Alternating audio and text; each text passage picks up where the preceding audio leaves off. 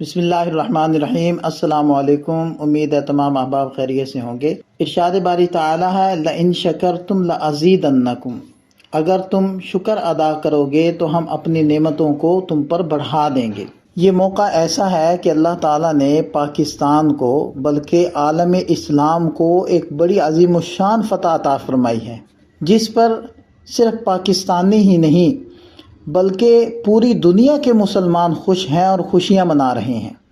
تو یہ موقع شکریہ ادا کرنے کا ہے۔ شکریہ کس کا ادا کریں؟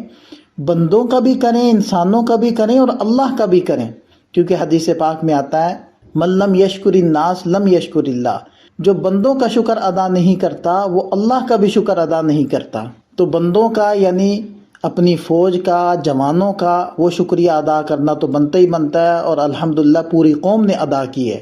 اس کے ساتھ ساتھ ہم اللہ تعالیٰ کا بھی شکریہ ادا کریں، کیونکہ یہ عظیم نعمت اللہ تعالیٰ نے ہمیں عطا فرمائی ہے، اور یہ صرف فتح ہی نہیں بلکہ اس میں عالم اسلام کی بقا ہے، اس میں مسلمانوں کے لیے آزادی مذہب کی بقا ہے۔ اب اللہ تعالیٰ کا شکریہ کیسے ادا کریں؟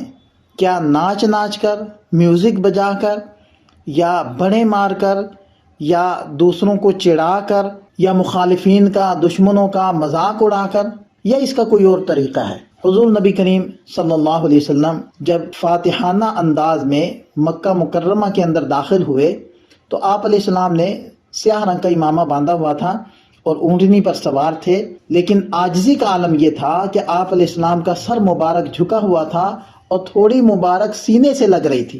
آپ نے اس موقع پر بیت اللہ کا طواف کیا اور شکرانے کے نوافل ادا کیے۔ تو اللہ تعالیٰ کا شکر ادا کرنے کا طریقہ یہ ہے کہ ہم اللہ تعالیٰ کی خوشنودی والے کام کریں، زبان سے بھی الحمدللہ کہیں، اپنے عمل سے بھی شکریہ ادا کریں، یعنی اللہ تعالیٰ کی اطاعت بجا لائیں، اللہ تعالیٰ کی نافرمانیوں سے بچیں، اور جب ہم اللہ تعالیٰ کا شکریہ ادا کریں گے تو اللہ تعالیٰ اپنی اس نعمت کو اور بڑھائیں گے۔ ابن ماجہ کی ایک روایت ہے کہ ایک صحابی نے نبی پاک صلی اللہ علیہ وسلم سے عرض کیا کہ اللہ کے رسول، آپ اتنی اللہ تعالیٰ کی عبادت کرتے ہیں کہ آپ کے پاؤں مبارک پر ورم آ جاتا ہے، حالانکہ اللہ تعالیٰ نے آپ کے اگلے پچھلے گناہوں کو معاف فرما دیا ہے۔